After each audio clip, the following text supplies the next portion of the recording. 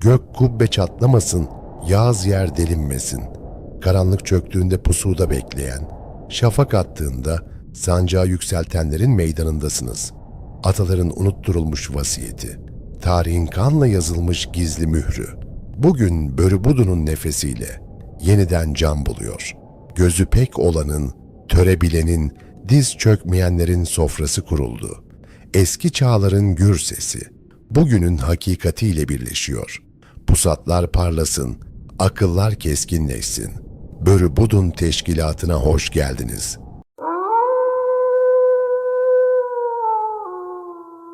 Yer demir, gök bakır olduğunda bir topal kurt çıktı. Ne diz çöktü, ne de pes etti. Kaderin sillesini yedi. Ama töreyi ayağa kaldırdı. Semerkand'ın masmavi kubbelerinden yükselen tekbir sesleri, bir cihan imparatorluğunun doğuşunu müjdeliyordu. Cihanı, bir hırka gibi sırtına geçiren, dünya iki hükümdara dar gelir diyen, o büyük Fatih'in nefesi ensenizde. O elinde Kur'an-ı Kerim, belinde meşhur Zülfikar kabzalı kılıcı, o vurduğunda kaleler kağıt gibi yırtılır. O yürüdüğünde krallar önünde diz çöker. Adı Timur'dur. O adım attığında şehirler titrer. O emrettiğinde tarih yeniden yazılır. Satranç tahtasında kurduğu oyun. Savaş meydanında can buldu.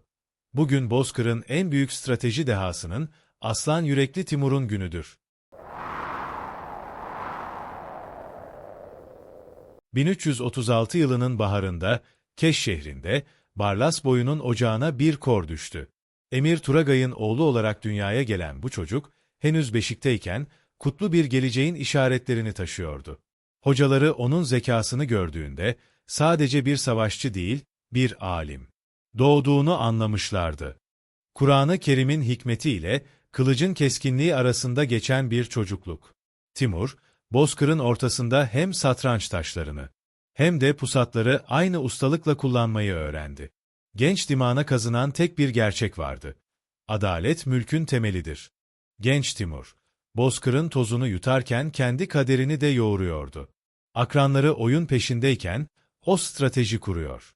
Obasındaki nizamı bir ordu disipliniyle gözlemliyordu. Yıldızlar onun üzerine parlarken cihanın kaderi de değişiyordu. Bir çatışma sırasında aldığı yara, onun bedenine bir damga vurdu. Ama ruhunu asla eğmedi. Sağ elinden ve sağ ayağından. Aldığı darbelerle aksak kaldı. Lakin bu acı, onu zayıflatmadı. Aksine, bir kurt gibi daha da hırçınlaştı. Düşmanları, onun topal kaldığını görünce sevindiler. Lakin Timur'un zihni, hiçbir zaman topallamadı. O, aksak ayağıyla, dünyaya hükmedecek bir yürüyüş başlattı. Fiziksel engelini bir azim destanına dönüştürdü. O günden sonra adı Timur Lenk, yani Aksak Timur olarak cihanın dört yanına yayıldı. Acılar içinde geçen günlerde dirilişin şifrelerini yüreğine kazıdı. Yataktan her kalkışında daha sert, her adımında daha kararlıydı. Bedenindeki yara, gelecekte kuracağı büyük nizamın ilk nişanesiydi. Emir Kazgan'ın ölümünden sonra Çağatay ulusu bir kaosun içine düştü. Timur, iktidar savaşlarının ortasında bir başına kaldı. Peşinde binlerce düşman süvarisi, cebinde ise sadece hayatta kalma umudu vardı. Sistan çöllerinde geçen aylar, bir hükümdarın nasıl piştiğinin en büyük kanıtıydı. Açlıkla, susuzlukla ve yalnızlıkla imtihan edildi. Günlerce tek bir kuru ekmekle yetindi. Ama diz çökmedi. Kaçak olduğu her gün, aslında Bozkır'ın gerçek sahibi olmaya hazırlanıyordu. Mağaralarda saklanırken bile, geleceğin ordularını hayal ediyordu. O çetin çöllerde verdiği mücadele, ona sadece sabrı değil, bir insanın ne kadar ileri gidebileceğini de öğretmişti. Kurt kışı geçirir ama yediği ayazı unutmazdı. Çağatay ulusunu birleştirmek için güçlü bir omuza ihtiyaç vardı. Timur, Emir Hüseyin ile zorlu bir ortaklık kurdu. İki dost, bazen birer kardeş gibi omuz omuza savaştılar. Bazen de birbirlerinin gölgesinden şüphe ettiler. Bu, iktidar yolunda atılmış en riskli adımdı. Genç ve hırs dolu iki lider. Bozkır'ın darmadağın olmuş boylarını tek bir sancak altında toplamak için ant içtiler. Birlikte kazandıkları zaferler onlara güç getirdi. Ama aralarındaki güven bağı her geçen gün biraz daha inceliyordu. Kader, iki hükümdarın bir tahta sığmayacağını biliyordu. Ordugahlarda yapılan gizli planlarda Timur'un stratejisi Hüseyin'in gücüyle birleşiyordu. Lakin Timur'un gözleri her daim daha öteyi, Hüseyin'in ise sadece bugünü görüyordu. Bu fikir ayrılığı, Bozkır'da yeni bir fırtınanın habercisiydi. Cihan'ın incisi Semerkant, nihayet gerçek sahibine kavuştu ve Timur'un başkenti olarak tarihe mühürlendi. Emir Hüseyin ile yollar, kanlı bir şekilde ayrıldıktan sonra, Timur 1370 yılında Kurultay tarafından emir ilan edildi. Artık sadece bir kaçak değil, bir devletin başıydı. Semerkant sokaklarında yükselen zafer naraları, turkuaz kubbelerin altında yankılanarak tüm Asya'ya yayıldı. Timur tahta çıktığında, Cengiz Han'ın soyundan gelmediği için Han unvanını almadı. O, emir kalmayı ama hanlardan daha güçlü olmayı seçti. Tahta oturduğunda ilk emri, şehrin yeniden inşasıydı. Semerkant, onun hayallerindeki gibi dünyanın merkezi olacaktı. Dünyanın her yerinden mimarlar ve sanatçılar bu muazzam başkenti nakşetmek için şehre akın etti. Timur, ordusunu ve devletini sadece kılıçla değil, bir satranç ustasının zekasıyla Tüzükat adını verdiği yasalarla kurdu. Her bir askerin yeri belliydi. Her bir suçun cezası demirdi. Devlet işlerinin 3/4'ü istişare, geri kalanı ise kılıçtır diyerek nizamı tesis etti. Güç adalettedir sözünü, sadece tahtına değil, her bir askerinin yüreğine kazıdı.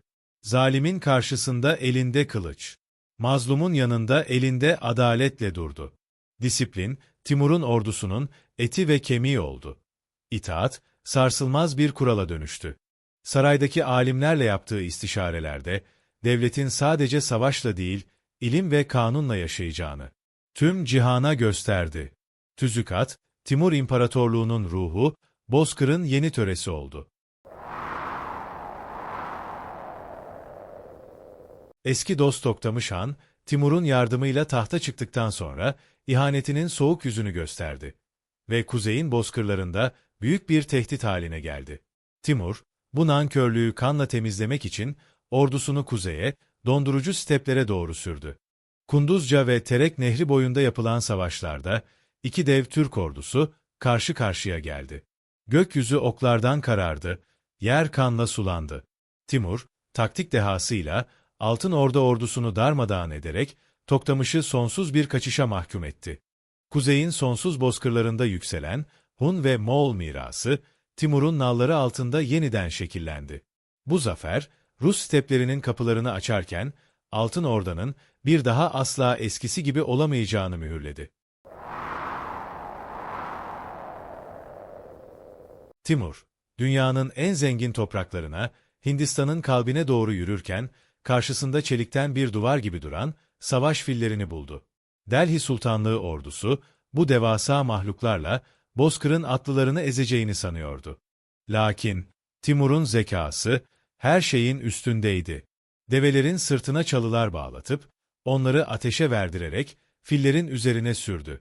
Can havliyle kaçan dev filler, kendi ordularını çiğneyip geçerken, Timur'un ordusu bu kaosu bir zafere dönüştürdü.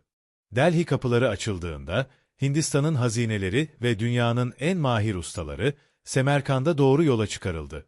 Bu sefer, Timur'un sadece bir fatih değil, imkansızı başaran bir deha olduğunu kanıtladı. İran'ın kadim şehirleri, İsfahan ve Şiraz, Timur'un ordularının önünde birer birer diz çöktü. Direnen şehirler gazaba uğrarken, boyun eğenler, Timur'un adaleti ve korumasıyla tanıştı. Fatih, geçtiği her yerde kendi izini bıraktı. Timur, şehirleri yıkarken bile, alimleri, şairleri ve sanatkarları, ordusunun özel koruması altına aldı. Hafızı Şirazi gibi büyük şairlerle bizzat görüştü. Ona göre kılıcın kazandığı zafer, ilmin ışığıyla tamamlanmalıydı. İran coğrafyası, Timur'un imparatorluğunun kültürel ve siyasi merkezi haline geldi. Sanatın ve savaşın bu tuhaf dansı, Semerkant'ta yükselecek olan muazzam mimarinin de habercisiydi. Timur için durmak ölümdü. 1392 yılında tarihe 5 yıllık sefer olarak geçecek o büyük batı yürüyüşünü başlattı. Ordusu bir sel gibi Batı Asya'ya, Mezopotamya ve Kafkasya'ya doğru aktı. Hiçbir kale, hiçbir engel bu iradeyi durdurmaya yetmedi. Kafkas dağlarının sarp geçitlerinde ve Gürcistan'ın derin vadilerinde doğa koşullarıyla bile savaştı. Timur, askerlerine kayaları yardırdı, köprüler kurdurdu. İmkansız denen yolları ordusuna yol eyledi. Bu seferin sonunda Timur artık sadece bozkırın değil, dünyanın en büyük gücü olarak anılmaya başlandı. Batı'nın hükümdarları doğudan gelen bu gölgeyi korkuyla izliyordu. Mezopotamya'nın kadim şehri Bağdat, Timur'un ordularına direndiğinde gazabı çok ağır oldu. Şehir düştüğünde taş üstünde taş bırakılmadı. Timur, ihanet ve direnişe karşı tavizsizdi. Bağdat'ın yıkılışı, bölgedeki tüm güçlere verilmiş dehşetli bir mesajdı. Ardından, Şam kapılarına dayandı. Memlük ordularını mağlup ederek, İslam dünyasının bu kadim merkezini de kontrolü altına aldı. Şam'ın Emevi Camii'nde namaz kılarken, bir yandan da şehrin en iyi zanaatkarlarını Semerkand'a göndermek için listeler hazırlatıyordu. Orta Doğu'nun tozlu yollarında Timur'un nalları yankılanırken, Mısır'dan Anadolu'ya kadar herkes bu topal devin sıradaki hedefini merak ediyordu. Cihan, onun avucunun içindeydi. İki Türk devi, Doğu'nun hükümdarı Timur ve Batı'nın kasırgası Yıldırım Bayezid arasındaki diplomatik yazışmalar, savaşın habercisiydi. Mektuplar sertleşti, hakaretler havada uçuştu.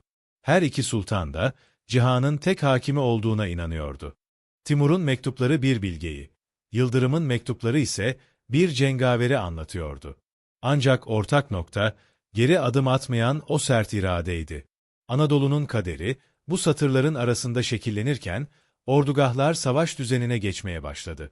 Elçilerin gidip geldiği o gergin günlerde, savaşın kaçınılmaz olduğu anlaşıldı. Timur, satranç tahtasını bu kez Anadolu toprakları üzerine kurdu. Rakibi ise Nibolu kahramanı Yıldırım'dı. 28 Temmuz 1402 Çubukovası, tarihin gördüğü en büyük kardeş kavgasına sahne oldu. İki muazzam Türk ordusu, ölümüne bir cenge tutuştu. Timur, fillerini ve zırhlı süvarilerini stratejik noktalara yerleştirerek beklemeye başladı. Savaşın en kızgın anında, Timur'un sahte geri çekilme ve kuşatma taktikleri, Osmanlı ordusunun dengesini bozdu. Yıldırım Bayezid, emrindeki kahraman birliklerle sonuna kadar dirense de, Timur'un strateji dehası galip geliyordu. Toz bulutları arasında, çeliğin çeliğe vurduğu, fillerin safları yardığı o dehşetli gün, Osmanlı için bir fetret, Timur için ise mutlak bir zaferle sonuçlandı. Anadolu, bir fırtınanın ortasında kaldı. Timur için savaş meydanı, taşların kanla hareket ettiği dev bir satranç tahtasıydı. Ankara'da Yıldırım'ı kuşatırken, her hamlesini önceden hesaplamıştı. Rakibinin öfkesini ve hızını ona karşı bir silah olarak kullandı. Yıldırım Bayezid esir düştüğünde, Timur ona bir düşman gibi değil, bir hükümdar gibi davrandı. Onu çadırında ağırlayıp teselli etti. "Bak Bayezid," dedi. "Allah cihanı senin gibi bir köre ve benim gibi bir topala bırakmadı ya, ona şükret." Bu zafer, Timur'un strateji dehasının zirvesiydi. Dünyanın en iyi ordusunu bile kendi oyunuyla mat etmişti. O, sadece kılıç sallayan bir asker değil, aklıyla fetheden bir dahi olduğunu kanıtladı. Anadolu'daki son hedef, Avrupa'nın bir ayda düşmez dediği, Haçlıların elindeki aşılmaz İzmir Kalesi'ydi. Timur, kaleyi denizden ve karadan öyle bir kuşattı ki, şövalyeler neye uğradığını şaşırdı. Kale duvarlarının altına tüneller kazdırıp, onları ateşe verdirerek, devasa surları yerle bir etti. 2 haftalık bir kuşatmayla İzmir'i Türk mülküne kattı. Rodos şövalyeleri kaçacak delik ararken Timur'un sancağı limanda dalgalandı. Avrupa, İzmir'in düşüşüyle dehşete kapıldı. Bu topal Fatih'in durdurulamaz olduğunu bir kez daha anladılar. Timur, Anadolu seferini bu büyük zaferle mühürledi. Fetihlerin ardından Timur, cihanın merkezine, Semerkand'a muzaffer bir hükümdar olarak geri döndü. Şehir, dünyanın dört bir yanından gelen ganimetler, elçiler ve sanatçılarla bayram yerine döndü. Haftalarca süren şölenlerde, Avrupa krallarından Çin imparatoruna kadar, herkesin elçisi Timur'un huzuruna çıktı. Altın kadehler dolup taşarken, Timur tüm dünyaya gücünün sınırlarını gösteriyordu. Semerkand'ın bahçelerinde kurulan dev çadırlarda, fethedilen ülkelerin müzikleri ve yemekleri birbirine karıştı. Timur, hayalindeki o kozmopolit imparatorluğun tam ortasında duruyordu. Timur, sadece şehir yıkan değil, şehir inşa eden biriydi. Semerkand'ı, dünyanın en güzel şehri yapmak için hiçbir masraftan kaçınmadı. Bibi Hanım Camii ve Guru Emir gibi şaheserler, onun estetik anlayışının birer nişanesi olarak yükseldi. Onun açtığı yolda, torunu Ulu Bey gibi, bilim insanları yetişecek, Semerkant, bir gözlem evi ve ilim merkezine dönüşecekti. Ali Kuşçu gibi dehalar, bu Rönesans ortamında ilk adımlarını attılar. Turkuaz çinilerin üzerine kazınan ayetler ve yıldız haritaları, Timur'un sadece kılıca değil, akla ve ruha da önem verdiğini gösterdi. O, Bozkır'ın ortasında bir medeniyet ateşi yakmıştı. Yaşlı Fatih için hala eksik bir şey vardı. Türk dünyasını tamamen birleştirmek ve İslam'ı doğuya taşımak için Çin seferine karar verdi. 1404 yılının dondurucu kışında 200 bin askerlik ordusuyla son büyük yolculuğuna çıktı. İlerlemiş yaşına ve hastalıklarına rağmen ordusunun başında dik duruyordu. Hedefi, Ming hanedanlığını dize getirmekti. Kar fırtınaları ve dondurucu soğuklar bile bu son arzuyu söndüremiyordu. Bozkır'ın son büyük kurdu. Son kez pençelerini doğuya doğru uzatmıştı. Bu sefer onun efsanesinin son ama en görkemli sayfası olacaktı. Doğa koşulları ve düşman orduları Timur'u yenememişti. Ancak Otrar şehrine geldiğinde hastalık onun güçlü bedenini bir daha kalkmamak üzere yere serdi. Şubat 1405, Bozkır'ın aslanı için veda vakti gelmişti. Son nefesinde bile ordusunun ve devletinin geleceğini düşündü. Beylerine birlik olmalarını vasiyet etti. Güneş Otrar'ın soğuk semalarında batarken bir çağın kapandığını herkes hissediyordu. Timur öldüğünde cihan büyük bir sessizliğe büründü. Doğudan batıya tüm krallar derin bir nefes aldı. Lakin bir dehanın gidişine de içten içe saygı duydu. Fatih, ebediyete intikal etmişti. Timur'un bedeni, çok sevdiği Semerkand'a getirilerek, kendi yaptırdığı Guru Emir türbesine defnedildi. Artık o turkuaz kubbenin altında sonsuz bir uykuya dalmıştı. Ama bıraktığı miras, tüm cihanı sarmaya devam ediyordu. Mezarının üzerindeki yeşim taşında o meşhur uyarı yazılıydı. Benim mezarımı açanın üzerine benden daha büyük bir felaket çökecektir. 1941'de bu mezar açıldığında, aynı gün Almanların Rusya'yı istilası başlayacaktı. Bugün Semerkand'a giden herkes, o heybetli türbenin önünde dururken, Timur'un ruhunun hala Bozkır'da dolaştığını hisseder. O, Bozkır'ın sönmeyen yıldızıdır. Kılıç kınına girdi. Semerkand'ın turkuaz kubbeleri güneşle parladı. Timur göçtü. Ama kurduğu nizam, asırlarca Hindistan'dan Osmanlı'ya ilham oldu. Ve bilinsin ki, Timur'un adaletinden korkanların değil, onun ilminden feyz alanların destanıdır bu. O, Bozkır'ın ortasında hem yıkmayı hem de yapmayı bilen bir dehaydı. Satranç tahtası hala kurulu, pusatlar hala keskin. Timur'un adı, Türk'ün devlet aklında ebediyen yaşayacaktır. Sözümüz bir ok gibi yayından çıktı, hedefi buldu. Sanılmasın ki ateş söndü, sanılmasın ki kurt inine çekildi. Dağların doruğunda yanan bu meşale, budun uyanana dek sönmeyecektir. Gönlünüzde ataların cesareti, zihninizde törenin adaleti baki kalsın. Bir sonraki kurultaya dek izimiz sürülmeye, sesimiz yankılanmaya devam edecek. Gök Tengri Türk'ü korusun. Kutlu kalın, börü budunu takipte kalın.